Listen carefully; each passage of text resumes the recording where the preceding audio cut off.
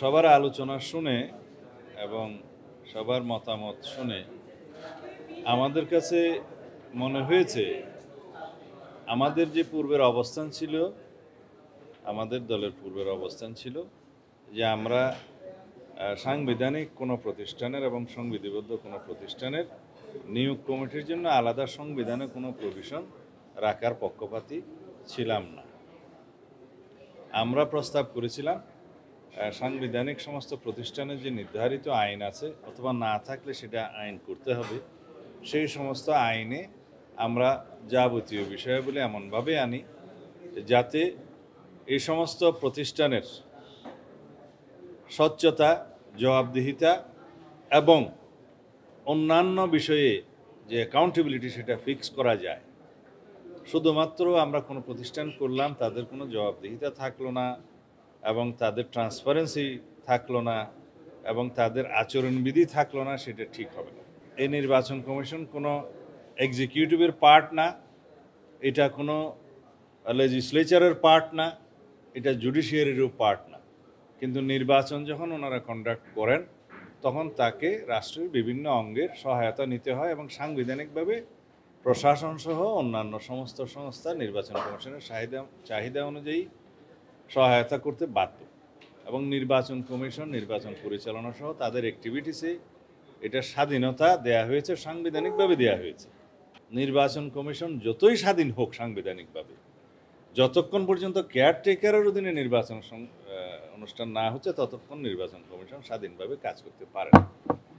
এখানে নির্বাচন কমিশন স্বাধীন আছে এবং কেয়ারটেকার গভর্নমেন্ট প্রতিষ্ঠিত হয়ে গেছে প্রায় বলা যায়, কিছু আইনি প্রক্রিয়া বাকি আছে, কিন্তু আইনি প্রক্রিয়া যাই হোক না কেন পরবর্তী সংসদ সেই কেয়ারটেকার আইনটা আবার প্রণয়ন করতে, প্রতিস্থাপন করতে সক্ষম।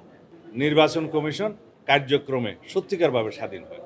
সেই লক্ষ্যে সবাই সাজেস্ট করেছে, সবাই অভিমত প্রকাশ করেছে যে নির্বাচন কমিশনের গঠন প্রণালীটা এমন একটি কমিটির মাধ্যমে হতে হবে সেখানে সরকারি দল, বিরোধী দল সবারই অংশগ্রহণ থাকতে হবে।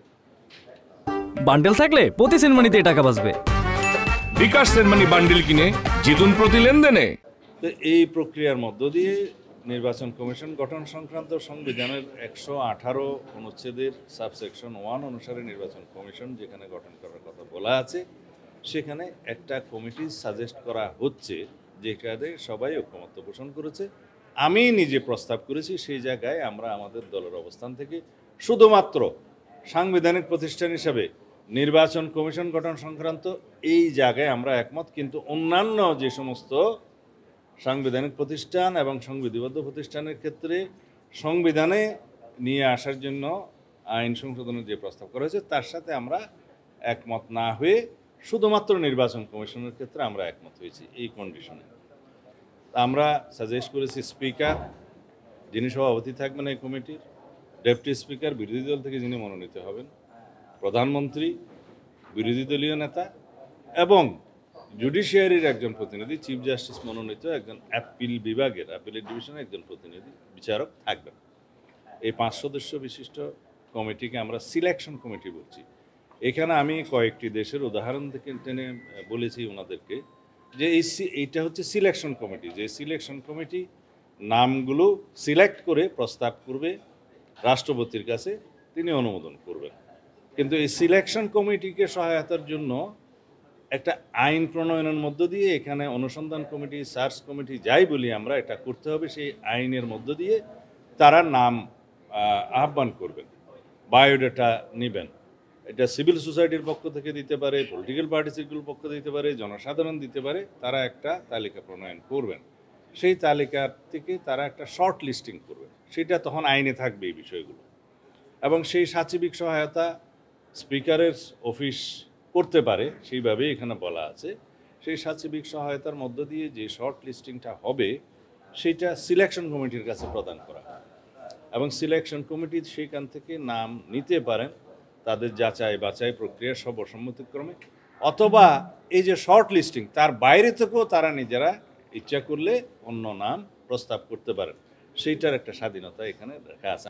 সেই সর্বসম্মতিক্রমে যদি ইলেকশন কমিশন গঠিত হয়, এখনকার যে বিধান একজন প্রধান ইলেকশন কমিশনার এবং 4 জন ইলেকশন কমিশনার আছে, সেটা স্পেসিফিক উল্লেখ না করে বলা হয়েছে একজন প্রধান নির্বাচন কমিশনার এবং আইন দ্বারা নির্ধারিত অন্যান্য কমিশনারের ক্ষেত্রে, কারণ সেটা বাড়তেও পারে ভবিষ্যতে।